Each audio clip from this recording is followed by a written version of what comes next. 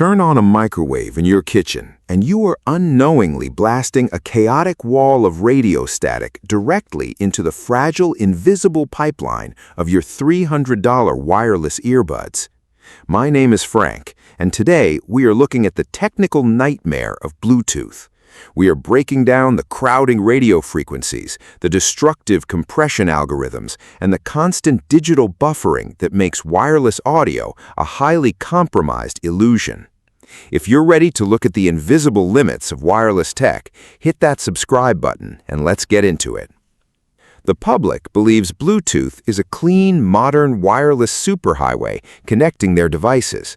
But the physical reality is that Bluetooth is forced to drive on an incredibly crowded, chaotic dirt road.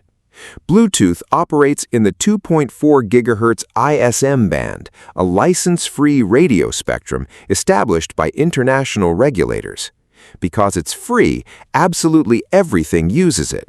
Your home Wi-Fi, your baby monitors, cordless landline phones, and wireless smart bulbs. Even your kitchen microwave cooks food by blasting massive waves of raw electromagnetic radiation at exactly 2.4 GHz.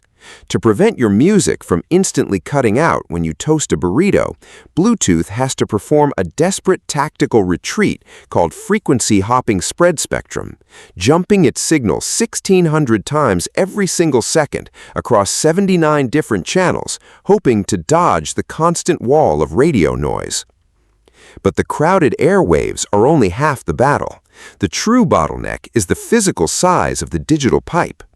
When you use a traditional pair of wired headphones, the copper cable acts as an open, high-bandwidth analog pipe, transmitting the full, uncompressed audio wave to your ears with near zero resistance. Bluetooth cannot do this. Because it has a highly restricted, low-power bandwidth limit, it cannot transmit a lossless CD-quality audio stream, which requires over 1,400 kilobits of data per second. To force that massive file through the tiny Bluetooth pipe, your phone has to violently compress the audio. Using lossy algorithms called codecs, such as SBC, AAC, or aptx, your phone's chip literally deletes parts of the music, stripping away subtle frequencies, details, and depths that its math decides your ears cannot hear, reducing the file to a fraction of its original size.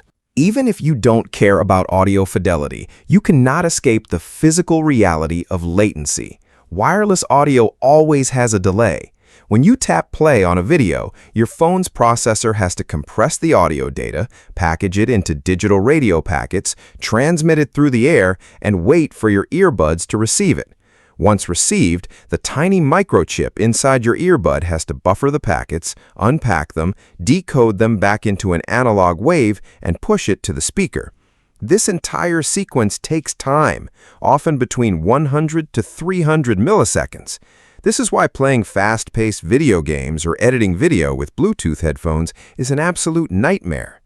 To hide this delay when you watch movies, your phone actually has to artificially delay the video track on your screen, slowing down the picture to wait for the lagging wireless audio to finally catch up to your ears.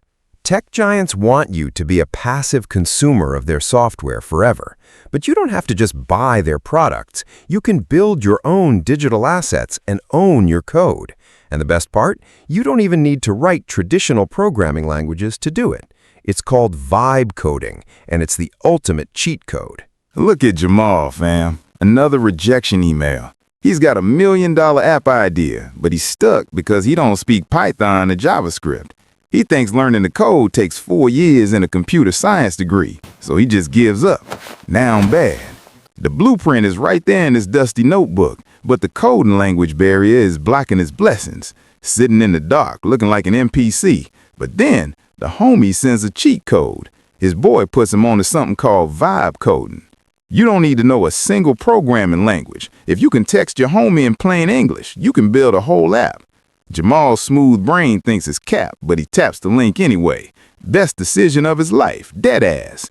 He's reading the course page. It teaches you how to talk to AI, so the AI writes the code for you.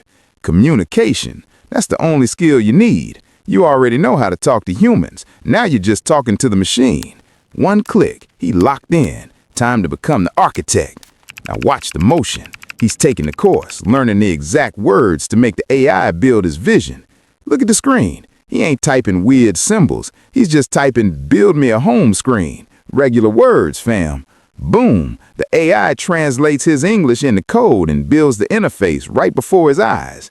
An error popped up? Old Jamal would have crashed out. New Jamal just laughs because he knows how to talk the AI through the fix.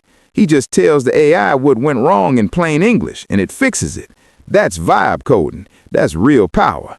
App submitted to the store. No degree required. He literally just talked his app into existence. Now look at the dashboard. Real users, real motion. He built a digital asset using the language he already speaks. Now he's got the keys, and he ain't gatekeeping. Listen to the man. I didn't write a single line of code. I just used plain English to tell the AI what to build.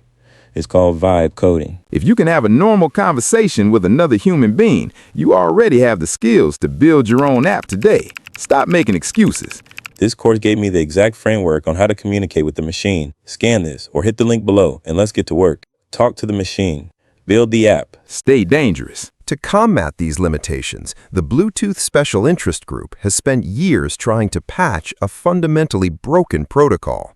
Their latest solution is Bluetooth Low Energy, or LE audio. But even with advanced LE codecs like LC3, the core problem remains a battle against the physical constraints of radio frequencies and battery size. An earbud is a microscopic computer. It has to house an antenna, a digital-to-analog converter, an amplifier, a speaker, and a lithium-ion battery in a space smaller than a cherry. Every millisecond of processing time drains that tiny battery.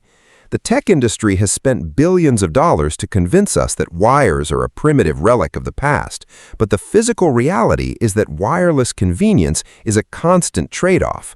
We have traded the absolute physical reliability of a copper wire for a fragile, compressed digital illusion.